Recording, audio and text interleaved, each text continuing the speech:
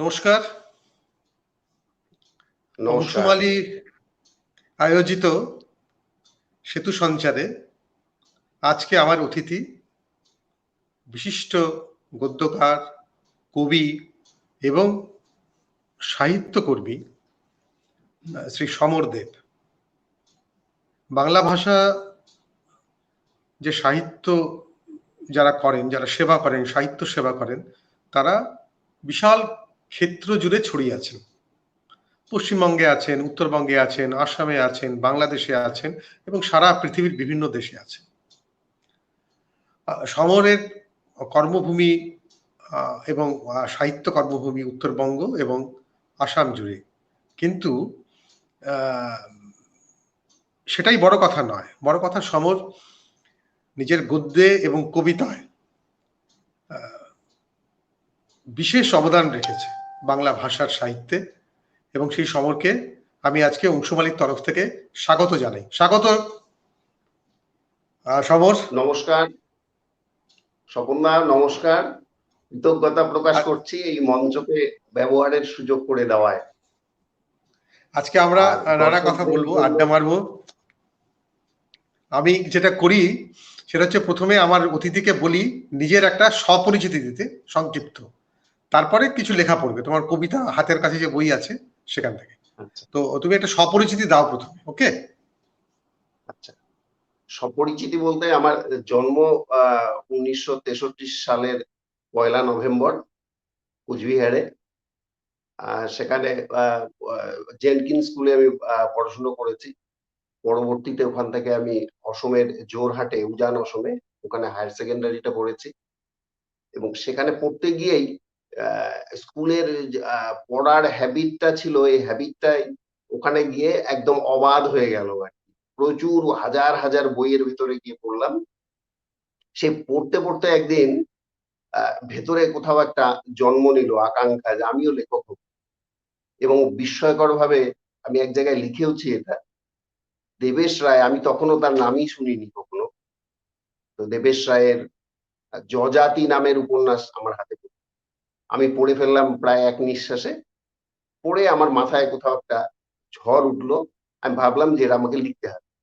সময়টা হচ্ছে, আমি এই ঘটনাটা ঘটেছিল 80 সালে। এবার 81 তখন আসাম আন্দোলন চলছে।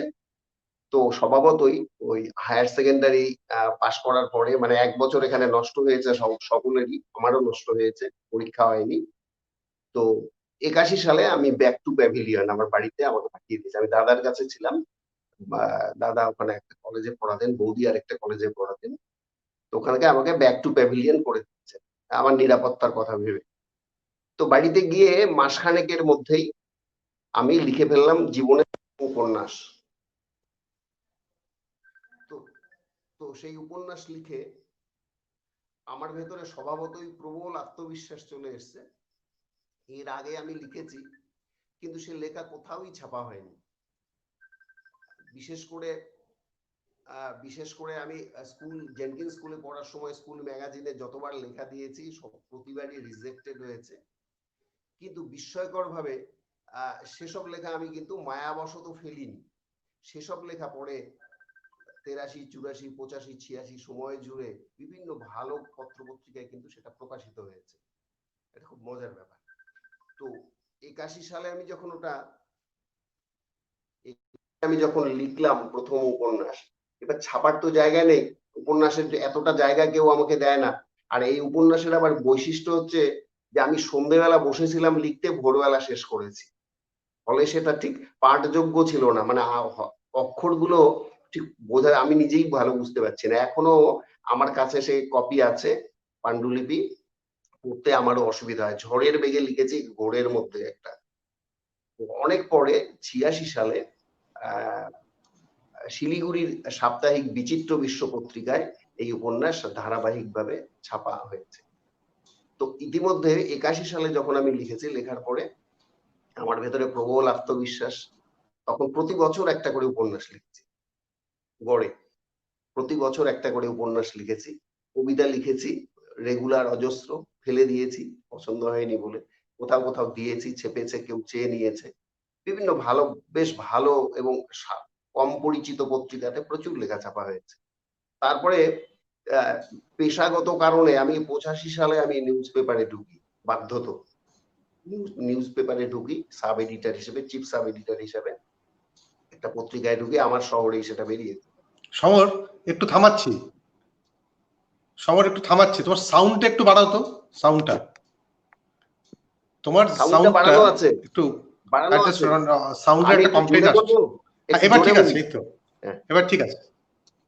হ্যাঁ হ্যাঁ হ্যাঁ হ্যাঁ, একটু জোরে বলো। তোমার আওয়াজটাও কিন্তু কমে গেছে, তোমার আওয়াজটা আমি, হ্যাঁ এবার ঠিক আছে, এবার ঠিক আছে, তোমার আওয়াজ ঠিক আছে। তো এবার কি হয়েছে, ওই 85 সালে আমি প্রথম চাকরিতে ঢুকি। স্বভাবতই আমার বয়স তখন খুবই কম, তো সেই কাজ করতে গিয়ে আমি নতুন দিক অনেক দেখে ফেলেছি, নতুন নতুন জায়গায় গেছি বিভিন্ন রকম ভাবে। আর আমার মাথায় ঘুরছিল একটা ব্যাপার, সেটা হচ্ছে এই আমার হায়ার সেকেন্ডারি পড়তে গিয়ে আমি যে আন্দোলনের সামনে মুখোমুখি হয়েছিলাম এবং আমার জীবনে তার যে প্রভাব পড়েছিল, জীবনে একটা বছর আমার ক্যারিয়ার নষ্ট হয়েছে, একটা বছর অন্যান্য অনেকের সঙ্গে সকলের সঙ্গেই আমারও হয়েছে। তো এবার এটা আমার মাথায় ঘুরছিল, ফলে আমি কানেকশনটা রেখেছিলাম অসমের বিভিন্ন পত্র পত্রিকা, অসমিয়া বই, অসমিয়া ভাষাটা আমি শিখে ফেলেছিলাম ততদিনে, অসমিয়া পত্র পত্রিকা বই এগুলো প্রচুর পড়তে এবং সংগ্রহ করতে এবং পড়তে শুরু করি। কিন্তু আমি বুঝে পাচ্ছিলাম না যে যেমন আজকের পপুলেশন প্যাটার্নটা কিরকম, যে 3,33,00,000 মতো পপুলেশন অসমে, সেখানে 1 কোটির কাছাকাছি বাঙালি, একটু হয়তো বেশি হবে। তো এবার বিরোধের উৎসটা কি, সমস্যাটা কোথায়? এখানে প্রচুর নভেল আমি পড়েছি, অসমিয়া নভেল পড়েছি, কিন্তু কোথাও এর কোনো ছবি পাইনি, কার্যকারণটাও স্পষ্ট। নানা রকম বিরোধের গল্প অনেকে লিখেছে, গল্পে উপন্যাসে আছে, সে প্রবন্ধ লিখছে, অনেক বহু লোক লিখেছে পক্ষে বিপক্ষে নানা রকম, কিন্তু মূল জায়গায় যেন কেউ আলোকপাত করতে পারেনি কেন হচ্ছে। এইভাবে খুঁজতে খুঁজতে বিস্ময়কর ভাবে একদিন আমি চমকে আবিষ্কার করলাম যে আসলে 1919 সালে লাইন সিস্টেম বলে একটা ব্যাপার চালু হয়েছিল অবিভক্ত অসমে। কেন হয়েছিল? 1905 সালে যখন ওই রেল চালু হলো অসমে, বাংলার সঙ্গে রেল সংযোগ, তখন এখানে সে তার সমকা অল্প আগে পরে এখানে চালু হয়েছে টি গার্ডেন, চা বাগান, প্রচুর শ্রমিক দরকার। ফলে বিহার, ঝাড়খণ্ড, মধ্যপ্রদেশ এবং বাংলা এই সমস্ত ভূখণ্ড থেকে প্রচুর শ্রমিক এখানে আসতে শুরু করলেন, কখনো স্বেচ্ছায়, কখনো আড়কাঠি মারফত, পাচার হয়ে আসতে থাকলেন। এবং রামকুমার বসুর এক উপন্যাসে কুলি কাহিনী, সেখানে আমি সে বিবরণটা খুব ফার্স্ট হ্যান্ড এক্সপিরিয়েন্স, কারণ তিনি নিজেও কুলি ছিলেন, সেটা আমি পেয়েছিলাম। সমর একটু একটু এগিয়ে এসে পড়ো তো, একটু এগিয়ে এসে পড়ো।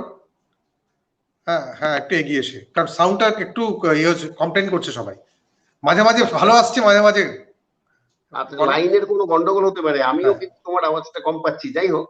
না না, এবার ঠিক আছে, এই তো ঠিক আছে, এবার ঠিক আছে, ঠিক আছে। হ্যাঁ। তো তো যখন এই আবিষ্কার আমাকে চমকে দিয়েছে এবং তারপর থেকে আমি আমার দৃষ্টিভঙ্গিটা গেছে পাল্টে, অসম সম্পর্কিত আমার দৃষ্টিভঙ্গি গেছে পাল্টে। এখানে একটা মাঝখানে কথা বলি যে একের পর এক আমি চাকরিতে বিভিন্ন জায়গায় ঢুকেছি এবং ছেড়েছি, আমার খুব পছন্দ হয়নি, আমার সঙ্গে কর্তৃপক্ষের বিরোধ বেঁধেছে, ভয়ানক এক্সপ্লয়টেশন এবং ওর আরো নানা রকম সমস্যা ছিল। এবার 1993 সালে আমার এক বন্ধুর আমন্ত্রণে আমি গৌহাটিতে চলে আসি। ঠিক আছে, তার অল্প আগে আমি শিলিগুড়ির একটা দৈনিক পত্রিকা ছিলাম। তো চলে এসে এবার এখানে এসে স্বভাবতই আমি জড়িয়ে গেছি এখানকার জনসমাজের সঙ্গে, এবং তারপরে আমি আরো ব্যাপকভাবে খুঁজতে শুরু করেছি। খুঁজতে খুঁজতে যখন আমি দেখলাম যে 1919 সালে লাইন সিস্টেমের মধ্যে দিয়ে এর সূত্রপাত, এবং মূল ব্যাপারটা হচ্ছে বাঙালি নয়, শব্দটা হচ্ছে বঙ্গাল। বঙ্গাল মানে বাঙালি না, বঙ্গাল মানে হচ্ছে আমাদের নয়, মানে আউট অফ আওয়ার ক্ল্যান, আমাদের গোষ্ঠীর বাইরের লোক। সেটাকে এবার রাজনৈতিক কারণে ব্যবহার করা হয়েছে। প্রথমে ছিল এখানকার জনসমাজে কৃষিটা সেভাবে রপ্ত হয়নি, তো সেখানে না হওয়ার ফলে এবার বাংলার ময়মনসিংহ জেলা থেকে প্রচুর বাঙালি মুসলিম এখানে ঢুকে গেছিলেন 1905 সালের পর থেকে রেল সংযোগের সুযোগে, এবং তারা এখানে কৃষি পত্তন করেন নতুন করে, খুব অনেকটাই আধুনিক তৎকালীন বিচারে, এবং সেখান থেকে দেখা যাচ্ছে স্থানীয় লোকদের সঙ্গে তাদের বিরোধ বেঁধে গেছে। তারা বারবার করে বলেছে এই জমি আমার। ওরা চাষ করে জঙ্গল, কালাজ্বর, তারপরে ম্যালেরিয়া, বাঘ, ভালুক সমস্ত অত্যাচার সহ্য করে তারা জমি তৈরি করেছে, 2-1 বছর চাষ করেছে এবং তাদের উপরে চাপ নেমে এসেছে, তারা পিছিয়ে গেছে। এই বিরোধ চলছিল, তার মধ্যে ব্রিটিশ সরকার তখন ঢুকে গেছে। ঢুকে গিয়ে লাইন দিয়ে বলেছে এটা লাইন সিস্টেম, তোমরা লাইনের এই পারে থাকো আর তোমরা এই পারে থাকো, ঝামেলা করবে না।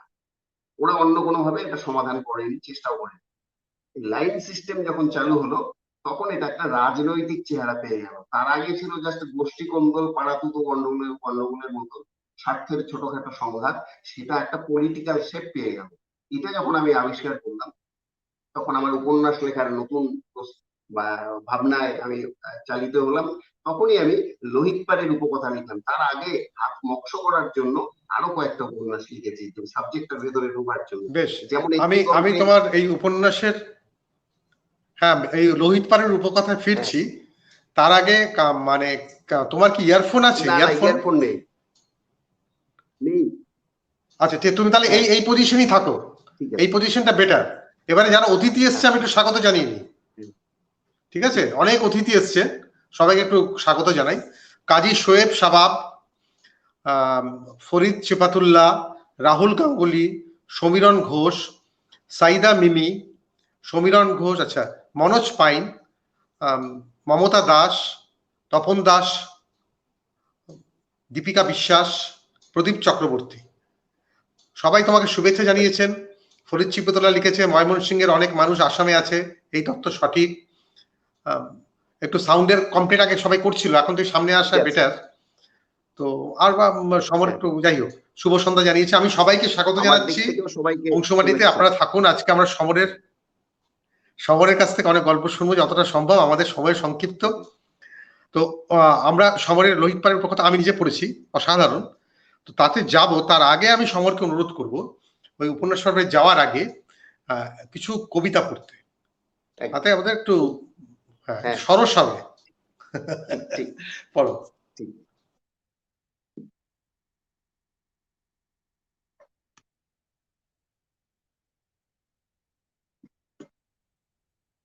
আমি আলো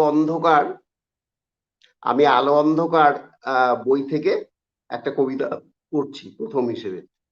এই বইটা সম্পর্কে একটা নয়, তুমি 2-3টে কবিতা পড়ো। আচ্ছা, হ্যাঁ, তার আগে একটু বলে নি যে এই বইটা সম্পর্কে আমার একটু উইকনেস আছে, আমার দুর্বলতা আছে, ভালোবাসা বেশি আছে। তার কারণ হচ্ছে 2015 সালের বার্লিন আন্তর্জাতিক সাহিত্য উৎসবে প্রথিতযশা পণ্ডিত, সকলেই চেনেন তাকে, জানেন, মার্কসিস্ট, বিশিষ্ট নারীবাদী, দেরিদার অনুবাদক ইত্যাদি ইত্যাদি নানা রকম শিরোপায় ভূষিত সেই মানুষ, তার নাম গায়ত্রী চক্রবর্তী স্পিভাক। তিনি আমার এই আলো অন্ধকারের কবিতাগুলো অনুবাদ করে, ইংরেজিতে অনুবাদ করে বার্লিন আন্তর্জাতিক সাহিত্য উৎসবে এটা পাঠ করেছিলেন। পড়ার পরে কমেন্ট করেছিলেন, মন্তব্য করেছিলেন, ইউরোপ আমেরিকা শিখুক এই বাঙালি কবির কাছে। এই যে মানে পুরস্কার এটা পেয়েছি আমি, এটা আমার পক্ষে মানে বিরাট প্রাপ্তি। এর জন্য আমি বইটা সম্পর্কেও আমার আগে থেকেই দুর্বলতা ছিল, এটাতে আরো সেটা মজবুত জোরালো হয়েছে। আমি এই বই থেকে কবিতা পড়ছি।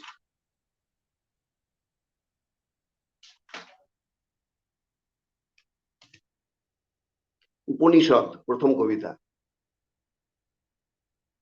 কুয়োর জলে মুখ দেখেছ তুমি, অনন্ত পাতাল ভেদি ছায়া, সেইখানে উলম্ব ঝুলে থাকে মায়াচাঁদ, মরিচিকা যেন ডাকে, বিষাদের গাঢ় আলিঙ্গন ছেয়ে থাকে রাত্রির সমস্ত প্রহর। সুখ শয্যা ছেড়ে নেমে যাও তুমি কুয়াশার চাদর জড়িয়ে, নক্ষত্রেরা চলে গেছে দূরে, চাঁদের চোখের জল জোছনা হয়ে ঝরে। কে তার মোছাবে চোখ, আজ রাতে সকলেই চলে গেছে বনে, খোলা দরজায় দুদ্দার ঢুকে পড়ে অনাহুত প্রবল বাতাস, হাঁটু ভেঙে বসে থাকো তুমি অনাসক্ত চরাচরে একা, তখন শীতের দাঁত ছিঁড়ে খায় জ্যোৎস্নার পেলব শরীর, অসহায় ঝুলে থাকে চাঁদ, একা একা কাঁদে চরাচর নীরব দর্শক, অনন্ত সময় ভাঙে, ক্রমাগত ভেঙে যেতে থাকে, ধারালো সময় মাড়িয়ে হেঁটে যায় কারা রক্ত নিয়ে বুকে। দ্বিতীয়টা পড়ছি। হ্যাঁ, পড়ো।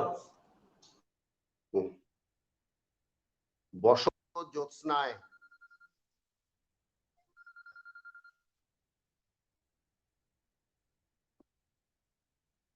ছায়া নেমে এসেছিল জলে, সেই জলের কিনারে দুইজন চুপিসারে যেই কথা বলা বলি করে গোপন ইশারার মতো কতকাল যেন।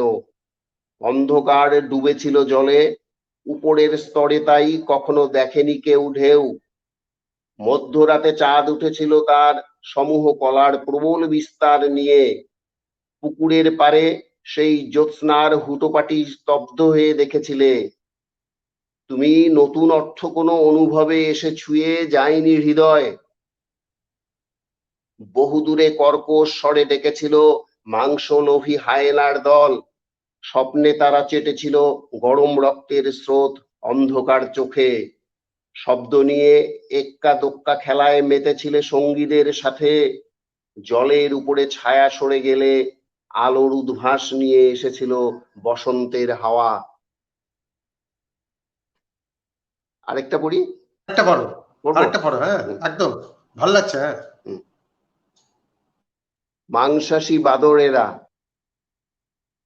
আলোর আলিঙ্গন চেয়ে পাথরের বুকে বসেছিলে অনন্তকাল। যাত্রার দলের ঝকমকে পোশাকে ঢাকা শরীরে অভিনয়ে মেতেছিল রাজা, নির্ভুল উচ্চারণে অনুপম ডায়ালগ তার। দর্শকেরা বুঁদ হয়ে শোনে, মুহুর্মুহু হাততালি দেয়। রাজার বুকের তলে ফুলে ওঠে লবণাক্ত জল দারুণ জোয়ারে। সন্ধে থেকে একটাও বিড়ি না পেয়ে নেশা চড়ে গেছে তার। চরম কঞ্জুস ওই অধিকারী মশাইয়ের পরে যত রাগ আছে সবটুকু ঝেড়ে দেয় হতভাগ্য মন্ত্রী আর উজিরের ঘাড়ে। যাত্রার দলের এই সব গোপন কথা সবটুকু জানা আছে তার। তবুও পরম আলোর ডাক, নিশির হাতছানি যেন মোহময়। আদিম পাথরের বুকে বসে সূর্যোদয় সূর্যাস্ত গুনে গেছো শুধু। একটু একটু করে হেঁটে চলে গেছো পুণ্যাম নরকের দিকে। সেখানে মানুষ নেই, প্রেতাত্মারা পরস্পর খেও খেই করে, বোমা নিয়ে অদ্ভুত জাগলারি করে মাংসাশী কয়েকটা বাদুর। বাহ! আমরা যে কবির নিজের মুখে যখন তার লেখা শুনি, আমরা একটা অন্য দুনিয়ায় চলে যাই। এত ভালো লাগে, পরিবেশটা অন্যরকম হয়ে যায়। তো সমর আমাদের সেই অন্য দুনিয়ায় নিয়ে গেছিল এতক্ষণ। সমর, তোমার জন্য একটা হ্যাঁ, প্রশ্ন বলো। আছে। রাহুল গাঙ্গুলি করেছে সমরদার কাছে এখনকার অসমীয়া সাহিত্য নিয়ে জানতে চাই। এটা একটা ভাস্ট ব্যাপার, তুমি যদি সংক্ষেপে একটু বলো সেটাই চলবে। আর ফরিদ সিফাতুল্লাহ বলছে যে বাংলাদেশের সাহিত্য অসমীয়া সাহিত্যের মধ্যে যোগাযোগ কেমন এখন, সমরদার কাছে জানতে চাইছি। বাংলাদেশের কার লেখার সাথে জানাশোনা আছে সমরদার, বা বাংলাদেশের সাহিত্য সম্পর্কে সমরদার মূল্যায়ন কি? এটাও অনেক বড় উত্তর হবে। হ্যাঁ, তো তুমি সংক্ষেপে একটু ছুঁয়ে যাও। প্রথম হ্যাঁ, প্রশ্ন সংক্ষেপে একটু ছুঁয়ে অসমীয়া যাও। সাহিত্য। অসমীয়া সাহিত্যের যদি আমরা মূলত তিনটে শাখাকে আমরা বিবেচনা করি, কবিতা, গল্প এবং উপন্যাস, এভাবে দেখি, তাহলে দেখব যে অসমীয়া গল্প কখনো কখনো প্রায় আন্তর্জাতিক স্তরের, আন্তর্জাতিক মানের। যেমন সৌরভ কুমার চলিহা, এটা তার ছদ্মনাম। এই তিনি মারাও গেছেন, বেঁচে নেই। তার ছোট গল্প একদম আন্তর্জাতিক মানের। তিনি ওই ছাত্র জীবনে অশান্ত ইলেকট্রন বলে একটা গল্প লিখে একদম ঝোড়ো হাওয়ার মতো অসমীয়া সাহিত্যে প্রবেশ করেছিলেন, এবং সেখানে এত আলোড়ন পড়ে গেছিল যে মানে তিনি সঙ্গে সঙ্গে আলাদাভাবে চিহ্নিত হয়ে যান। হ্যাঁ, এবং তারপরে দেখা গেল যে অসমীয়া ছোট গল্পের জগতে নতুন ভাবনা চিন্তা ঢুকে গেল নতুন ভাবে। তার আগে প্রথম পর্বে কিন্তু রাবীন্দ্রিক ঢঙের সঙ্গে খুব একটা তফাৎ ছিল না। কবিতা হোক, গল্প হোক, উপন্যাস হোক, দীর্ঘকাল একটা ইয়ে ছিল। বাংলা আর অসমীয়া ভাষার সামান্য তফাৎ ছাড়া অনেক সময় সেটাকে আলাদা করা যেত না, এইরকম আমার মনে হয়নি, একই রকম মনে হয়েছে। কিন্তু অশান্ত ইলেকট্রন নামক গল্প এসে অসমীয়া সাহিত্যে এমন ঝড় তুলে দিয়েছে, সবাই সচকিত হয়ে অন্যভাবে ভাবতে বাধ্য হয়েছে।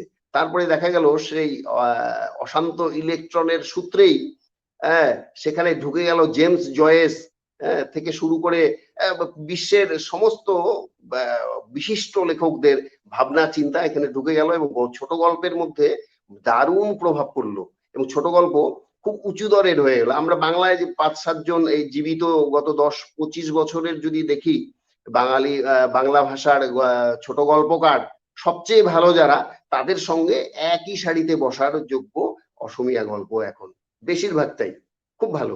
এবার যদি আমি উপন্যাসের কথা আসি, উপন্যাসে যেমন মামনি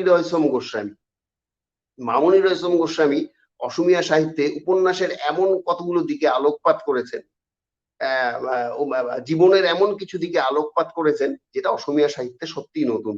যৌনতা, তারপরে মানুষের ঈর্ষা, মানুষের মন মানসিকতার বিভিন্ন গোপন জায়গাগুলো যেটা আপাতভাবে নজরে পড়েনি, দীর্ঘকাল পড়েনি এখানে, সেখানে ফ্রয়েডীয় মনস্তত্ত্ব কাজ করেছে। সব মিলিয়ে উপন্যাসের ক্ষেত্রে কেউ কেউ কিন্তু খুব খুব আধুনিক, বিশেষ করে মামনি রয়সম গোস্বামীর কথা আমাকে বলতেই হবে। এই এবার দ্বিতীয় প্রশ্ন হচ্ছে, কি ছিল যে দ্বিতীয় প্রশ্নটা ছিল যে সাহিত্য সম্পর্কে তোমার একটা কেমন লেখার সাথে কোনো যোগাযোগ আছে কিনা, আর বাংলাদেশের সাহিত্য সম্পর্কে সমরদার মূল্যায়ন কি?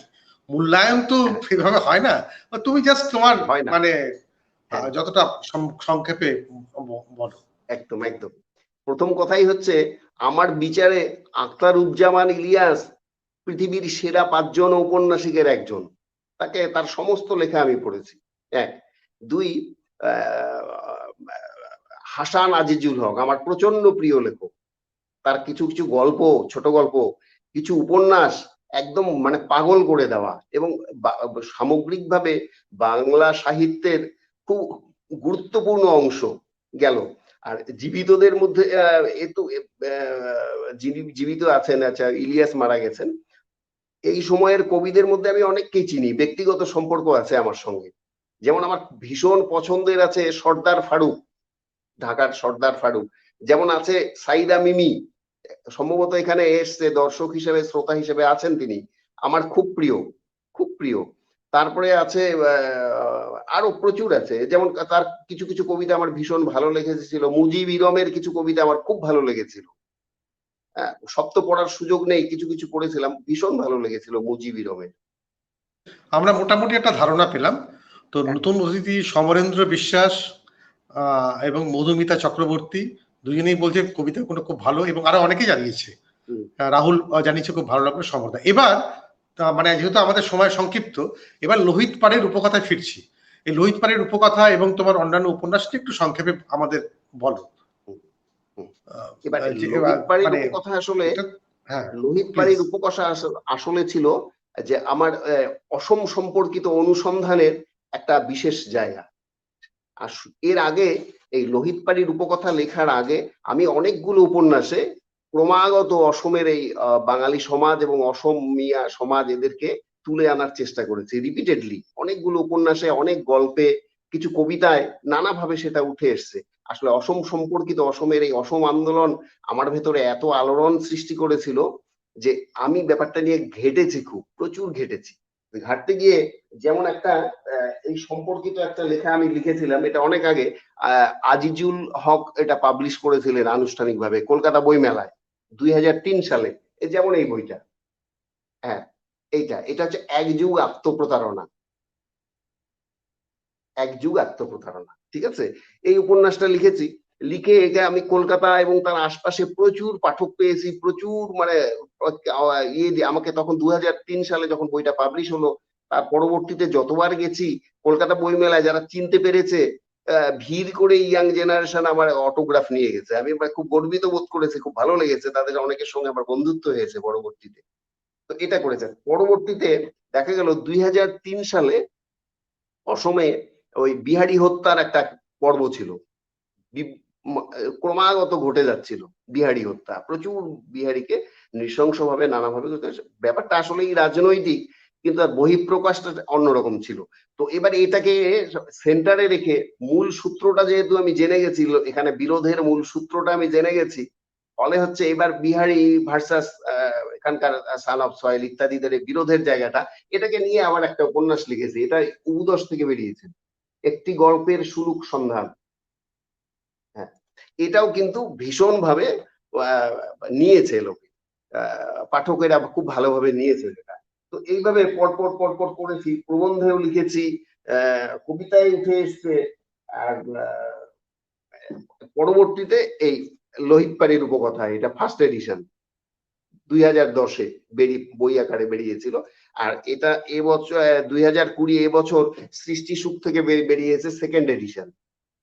এবং রোহনের সঙ্গে, প্রকাশক রোহনের সঙ্গে যা কথা হয়েছে, তাতে আমি বুঝতে পেরেছি যে এটা খুব সাড়া পেয়েছে, মানে ইয়েটা পাঠক নিয়েছে ভালো, এটা মনে হয়েছে। এই হচ্ছে লোহিত পাড়। তো এই অসমের এই সমাজের সঙ্গে, অসমের সমাজে এই বিভিন্ন কমিউনিটি, এটা হচ্ছে মিনি ভারতবর্ষ বলা যায়। ভারতবর্ষের একটা মিনিয়েচার অসম। বিভিন্ন সম্প্রদায়ের মানুষ আছে, প্রচুর ভাষা, প্রচুর ধর্ম মিলে একটা কিন্তু সেখানে বাঙালি খুব বিরাট সংখ্যক বাঙালি আছে, 3.25 কোটির মধ্যে 1 কোটির মতো বাঙালি। এবং এখানে সম্পর্কের মধ্যে সুসম্পর্ক আছে, যেমন আছে সহাবস্থান আছে, কোথাও কিন্তু চোরা স্রোতের মতো টেনশন আছে বলেই বিরোধগুলো বেঁধে যায়, এবং সেটা নানা চেহারায়, নানা ভাবে, নানা সময়ে সেটা প্রকাশ পায়। তো ফলে হচ্ছে কি, এটা এখানকার, আমি এখানে একটা কথা বলি এই প্রসঙ্গে, এই প্রসঙ্গের শেষ করব। সেটা হচ্ছে অসমে যারা বাংলা লেখালেখি করেন তাদের জন্য অসম কিন্তু উপাদানের খনি। এখানে লেখার মতো উপাদান প্রচুর, এবং যেটা চাইলেই এক্সপ্লোর করতে পারেন তারা। এটা যারা আমার এখানে শ্রোতা হিসেবে আছেন কয়েকজন, আমি জানি অসমেরই মানুষ, আমার বন্ধু, পরিচিত, ঘনিষ্ঠ, তারা এই ব্যাপারটা, তারা লেখালেখি করেন এবং তারা ব্যাপারটা নিয়ে সিরিয়াসলি ভাবতে পারেন। বেশ, নতুন অতিথিও এসছেন।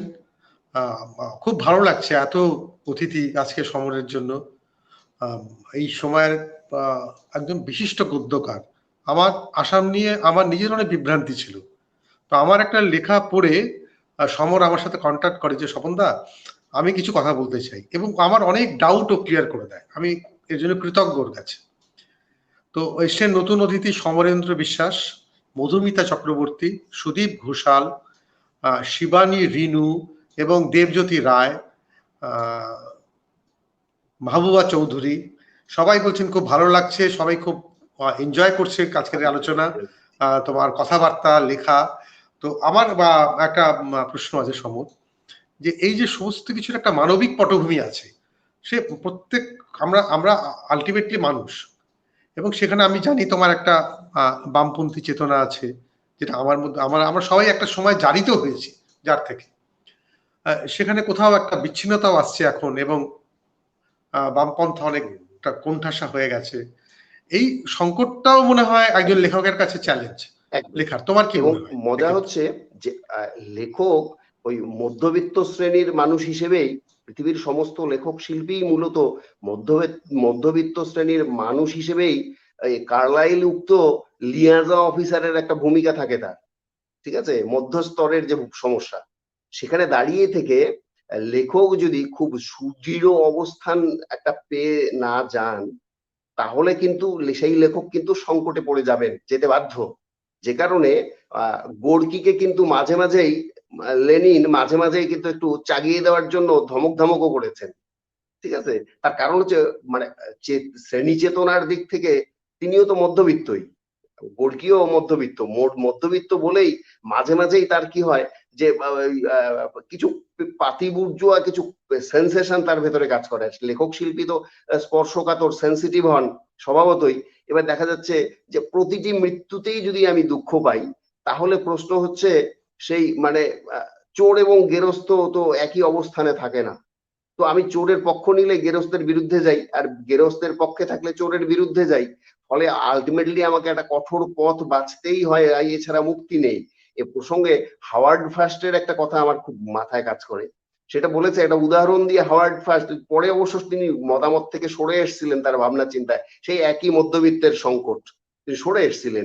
কিন্তু হাওয়ার্ড ফার্স্টের সেই এটা উদাহরণ দিয়েছিলেন চমৎকার, যে একটা কারখানায় যখন আন্দোলন হয় এবং লকআউট ঘোষণা করা হয়, এটা দুটো দিক থাকে, একই মুদ্রার দুটো বিপরীতমুখী দিক থাকে।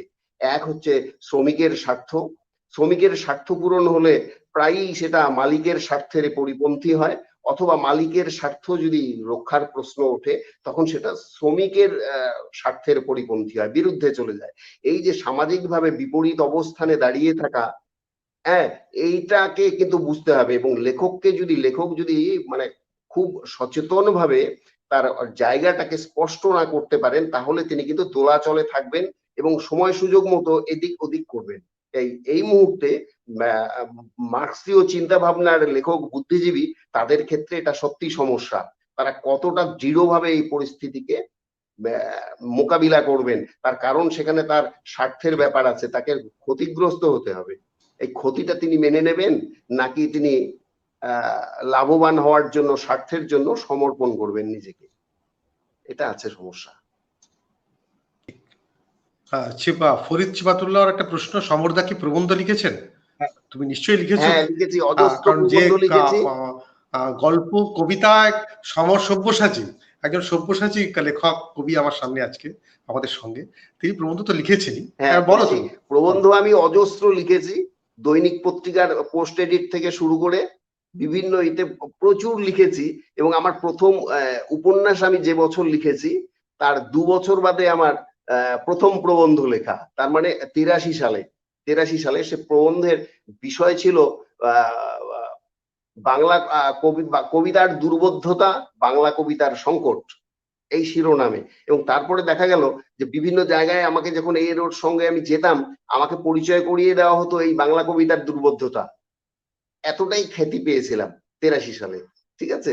তো সেই রকমই আমার প্রবন্ধের বই মাত্র একটি, এই যে এই বইটা, এটাও 2017-তে কলকাতায় বেরিয়েছিল। ফরিদ, আশা করি ফরিদ তুমি উত্তর পেলে। হ্যাঁ, আশা করি তুমি উত্তর পেলে। এই যে উত্তরবঙ্গ থেকে আসাম, হ্যাঁ, এই এক মানে প্রকৃতির খনি, মানুষ তো আছে, বহু বিচিত্র মানুষের সংমিশ্রণ, হ্যাঁ, যেমন উত্তরবঙ্গেও আছে, ওপার বাংলা থেকে যারা এসছেন, ওখানকার স্থানীয় আদিবাসী যারা, এর একটা সংমিশ্রণ, আসামেও তাই হয়েছে। আর তার সঙ্গে প্রকৃতি, এই প্রকৃতি তোমাকে কিভাবে টেনেছে? তুমি ছোটবেলা থেকে এই প্রকৃতির কাছেই থেকেছো। হ্যাঁ, আমি যে এলাকায় থাকি এলাকাটাই সবুজ, একদম সবুজ। মানে এখন দিন হলে হয়তো আমি এই মোবাইলটা নিয়ে বাইরে ওই দেখি, ক্যামেরা অন করে আমি দেখিয়ে আসতে পারতাম, এত সুন্দর, খুব সবুজ। প্রচুর ধ্বংস হয়েছে, তারপরেও সবুজ, ধ্বংসের পরেও যতটুকু টিকে আছে আজকে অব্দি, অসম্ভব ভালো। আর এখানকার নদী, অজস্র নদী, ব্রহ্মপুত্রকে সবাই জানেন, এছাড়াও প্রচুর নদী আছে, অজস্র নদী। যে বাংলাদেশে যেমন অজস্র নদী, অসমেও অজস্র। আর এই নদীগুলো সবই তো বাংলাদেশেই চলে গেছে, সব বাংলাদেশেই বয়ে গেছে সব এখানকার নদীগুলো। তো এই সব মিলিয়ে এখানে প্রকৃতি একদম অফুরন্ত সৌন্দর্য এখানে দিয়ে দিয়েছে। এখানে প্রচুর পাখি, এখানে খুব কাছাকাছি এই কাজিরঙা ফরেস্ট, কাজিরঙা অভয়ারণ্য, তারপরে মানস অভয়ারণ্য, এগুলো আছে। এগুলো খুব কাছাকাছি, খুব বেশি দূরে না গুয়াহাটি থেকে। আমি গুয়াহাটিতে থাকি, খুব কাছাকাছি, এগুলো বিরাট কিছু দূর না। একটু এগিয়ে গেলে পরেই মেঘালয়, সামান্য ঘন্টা, নিজেদের গাড়িতে গেলে 2.5 ঘন্টার মধ্যে শিলংয়ে পৌঁছে যাওয়া যায়, একদম কাছে। তো সেখানে দেখা যাচ্ছে যে এমন জায়গা আছে যেখানে মানুষের পদস্পর্শ হয়নি কখনো, এমন প্রচুর জায়গা আছে। কিন্তু হচ্ছে কি, যে মাটির নিচে তো খনিজ পদার্থ মূল্যবান, এই মূল্যবান, উপরে তো গাছ কাটা, তো এই সমস্ত পাতি ব্যাপার স্যাপার ঘটেইছে, পাহাড় দখল, মাটি কেটে বিক্রি, এগুলো খুব হয়তো অনেকটাই তুচ্ছ। আরো বড় ব্যাপার হচ্ছে মাটির নিচে লুকোনো সম্পদ প্রকৃতির, এটা কিন্তু মানুষকে, একাংশকে লুব্ধ করে তুলেছে। যেমন ইউরেনিয়ামের খনি আছে মেঘালয়ে, এবং এটা নিয়ে অনেক রাজনৈতিক চাপান উত্তর চেঁচামেচি খুব চলছে, যে এত ইউরেনিয়াম আছে, রিচ ইউরেনিয়াম, সেটা ন্যাচারালি নজর পড়েছে, হয়তো রাষ্ট্রশক্তি থেকে শুরু করে অনেকেরই নজর আছে ওটাকে কাজে লাগানোর জন্য। তো সেক্ষেত্রে কিন্তু এখানকার এই প্রাকৃতিক সৌন্দর্য ঠিক থাকবে না, নষ্ট হয়ে যাবে। বেশ, আমরা অনুষ্ঠানের শেষ পর্যায়ে এখন চলে এসেছি। সমর, তুমি আরো গোটা 2 কবিতা পড়ো, তারপরে আমি অনুষ্ঠান শেষের দিকে যাব। আচ্ছা। আমি একটা অন্য বই থেকে আর একটা কবিতা আরো পড়ছি কবিতা। এই বইটার নাম হচ্ছে আম্মা তেরা মুন্ডা। চেহারাটা একটু দেখিয়ে দিই, এটা হচ্ছে আম্মা তেরা মুন্ডা।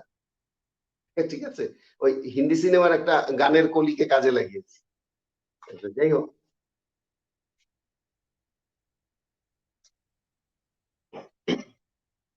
প্রথম কবিতা, বেড়ালের ইতিবৃত্ত। এইবার শোনো অনির্বাণ আমাদের আদরের পোষা বেড়ালের কথা। হেসে ওঠে প্রেমিক যুবক, বিড়ালকে প্রবল ঘৃণায় সে থুথু ছুড়ে দেয় চিরদিন। অথচ তার কথা আজ শুনে যেতে হবে তাকে এমন অমূল্য সময়ে। আসলে কোনো কথা নেই, যেরকম হয়ে থাকে প্রায়ই। ধরো এই ব্যাঙেদের কথা, তবে এসবেও জাদু আছে। ইঁদুর বেড়াল বা ব্যাঙেরাও ধার দেয় কিছু কথাহীন দুঃসময়ে। অতএব সহ্য করা যাক, অনামিকা বেড়ালে বিভোর। তুমুল ব্যস্ত সন্ধ্যায় পানবাজারের ভিড়ে অনেক হেঁটেছে তারা। তারপর কথা আর নতুন আসে না। তখনই নেমে আসে অসময়ে বর্ষণ, কাদা, কখনো বা ফড়িংয়ের টুকিটাকি, ভিখিরির প্রতি সীমাহীন মায়া। এরকম আত্মহনন দুঃস্বপ্নেও কোনোদিন ভেবেছিল মানব সভ্যতা? অনামিকা মারা গেছে কবে, এখানে অথবা অন্য কোনো দূরের শহরে? নাকি এই কথা অন্য কোনো গ্রহ বা দূরবর্তী আলোকবর্ষের? কেই বা অনির্বাণ ঘাস ফুলে চেয়ে একদিন স্বপ্ন দেখেছিল তুমুল বিস্ময় নিয়ে। তারপর একটু একটু করে হেঁটে হেঁটে সরে যায় আলো, সমস্ত আকাশ জুড়ে তারা। উজ্জ্বল আলোর বৃত্তে বেড়ালের ইতিবৃত্ত যেন তারা হয়ে জ্বলে। আরেকটা করো।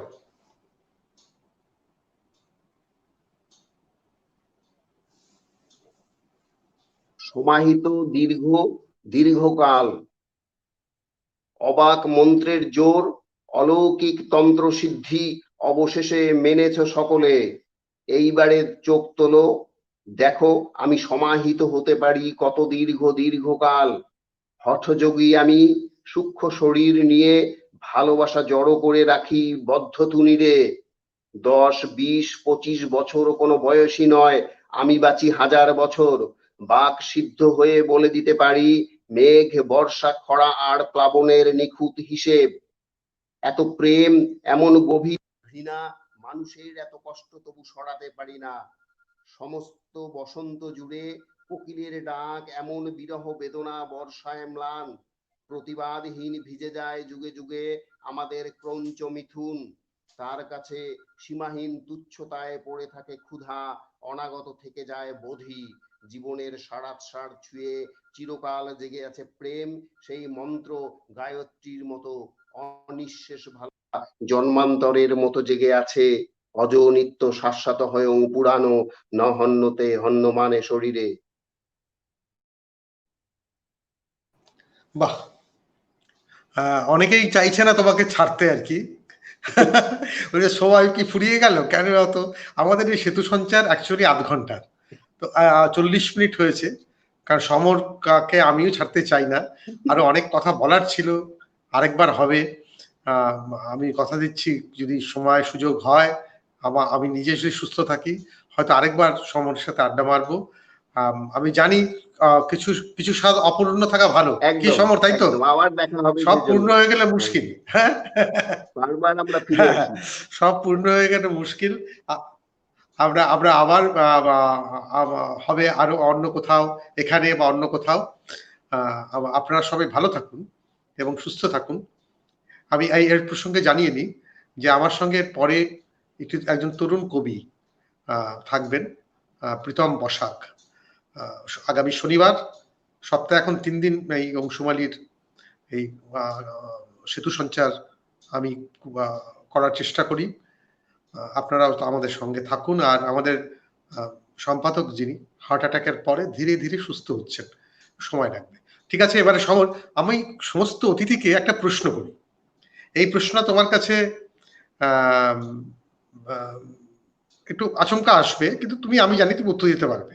প্রশ্নটা হচ্ছে যে ধরো তোমাকে নির্বাসনে পাঠানো হলো, তুমি কোন 3টে বই নিয়ে যেতে চাইবে?